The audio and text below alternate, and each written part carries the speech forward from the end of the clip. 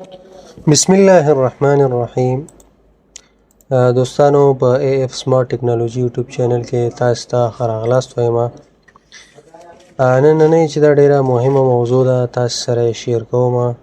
هغه دا ده چې څنګه کولی شو چې زبر، زیر، پیش، دوه زورونه، دوه پیشونه دا څنګه لیکلی شو په حروفو د پاسه.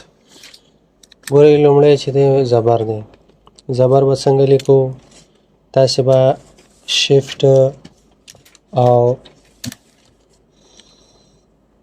شفت او یو به ووهئ، زبر به راشي. لکه فرض مثال زه لیکم ب د پاسه یا با د پاسه زبر راوړم، نو تاسې به شفت او یو ووهئ. کنټرول وینډوز او او سره زه کیبورډ سکرین کیبورډ راوړم، دا مې راوړ. زه به یې لږ سایز کم کړم چې تاسې ورباندې ښه پوه شئ. ګورئ مثال بل حرف در کوم، لکه دال.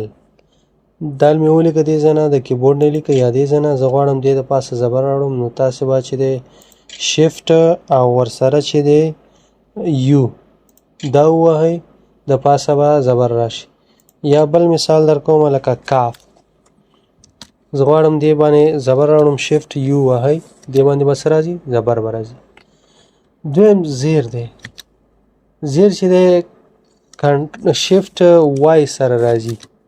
لکه فرض مثال زه همدغه حروف لیکم با، شفت وای وهم، دا به څه راځي؟ زیر به راځي. دال لیکو شفت او وای وهو، زیر راځي. کاف لیکو شفت وای وهئ، څه راځي؟ زیر راځي. همدارنګه پیش یا پیخ.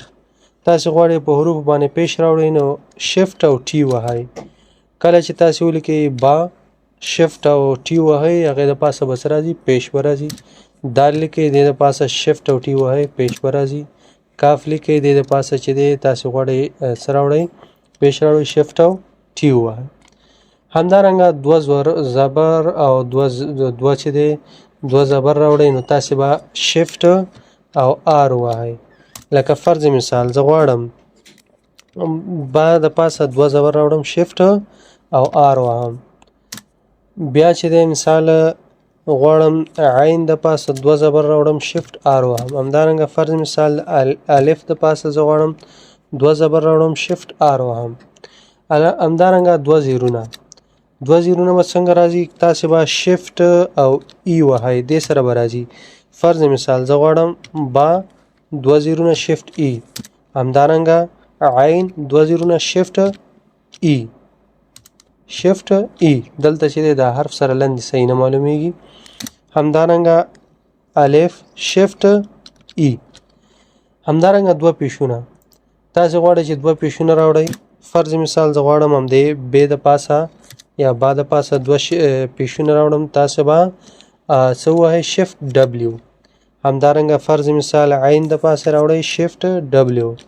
همدارنګه د فا د پاسه راوړئ، شفت ډبلیو.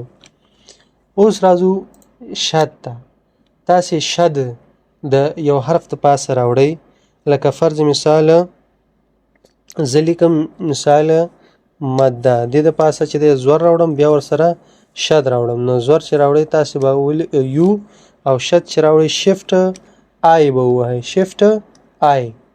کله چې تاسې شفت ورسره آی ووهئ، نو دې ځای نه به تاسې ته شد راشي. همدارنګه مثال زه لیکم چې علمه، زور راوړو، لام چې دی هم زبر او هم شد دواړه راوړو، او میم د پاسه هم زبر راوړو، ور علمه. همدارنګه غړوندی مونږ ورته وایو. کله چې تاسې غواړئ د حرف د پاسه راوړئ، فرض مثال زه غواړم چې لکه زه لیکم، تاسې به شفت کیو ووهئ. دې د پاسه مثال زه لیکم چې د ی د پاسه زه څه راوړم؟ پیش راوړم، شفت ټي سین. سین د پاسه زه غړوندی راوړم او راورکه یو سر. نو په دې طریقې سره مونږ کولی شو څه وکړو؟ غړوندی راوړو. همدارنګه مد. تاسې غواړئ چې مد والا الف راوړئ. لکه مثال زه لیکم الف مې ولیکه، دې د پاسه مد راوړئ، تاسې ډایرکټ به شفت او اچ ووهئ، نو مد والا الف به راشي لکه مثال لیکئ چې قرآن شفت الف قرآن دی مثال شو. ورپسې بله موضوع ولاړ زبر دی. تاسو غواړئ ځینې حروفو د پاسه ولاړ زبر راوړئ. مثال فرضاً یا ده دې د پاسه غواړئ ولاړ زبر راوړئ. تاسې به چې دی رایټ الټ او آی ووهئ. رایټ الټ او آی دې ځای نه زه ګوره رایټ الټ او آی وهم دې د پاسه به دا راځي. یا فرض مثال تاسې لیکئ رحمان ځینې وخت لیکئ الټ آی وهئ دا به راشي. نو راځو بل دی حمزه. ځینې وخت تاسې د حروفو د پاسه دا حمزه راوړئ.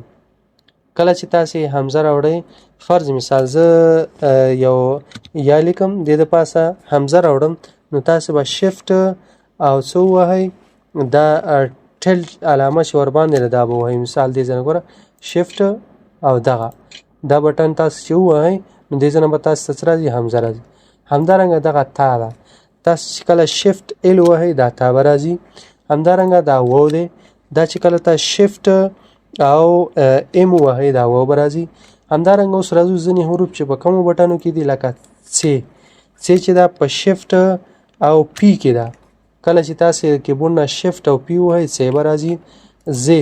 همدارنګه کله چې تاسې کیبورډ نه چې دی شفت او او ووهئ دا زې به راځي. ټې کله چې تاسې کیبورډ نه شفت او جې ووهئ نو دا ټې به راځي.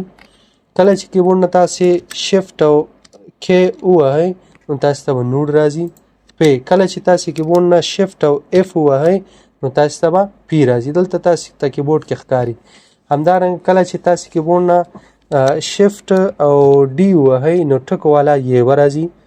همدارنګه لکه اداره یې غواړئ چې راشي تاسې به شفت او اس ووهئ شفت اس لکه اداره یې به راځي. همدارنګه که چېرته غواړئ چې امریه یې راشي تاسې به شفت او زیډ ووهئ شفت زیډ نو بیا به امریه یې راځي. که غواړئ چې یې سره چې دی لاندې باندې ټکي راشي تاسې به شفت او اکس ووهئ. همدارنګه دا خې اوخ والا خې که غواړئ دا راشي تاسې به شفت او ای ووهئ. همدارنګه ژې که چېرته غواړئ تاسې چې ژې راشي شفت او سی به ووهئ شفت او سی. همدارنګه ډال که چېرته غواړئ چې تاسې ډال راوړئ شفت او ان به ووهئ نو تاسې سره چې دی ډال به راشي. نو دا زمونږ د نن ورځې درس ډېر مهم دی. تاسې کولی شئ په دې طریقې سره چې دی زبر زیر دوه پیشونه دوه زرونه همدارنګه ځینې حروف چې هغه سره شفت نیول کېږي هغه به څنګه راوړئ. نو په دې طریقې سره تاسې کولی شئ چې په اسانۍ سره دا راوړئ. که ویډیو مو خوښه شوې وي لایک یې کړئ نظر مو کمنټ کړئ او ویډیو د ملګرو سره شیر کړئ.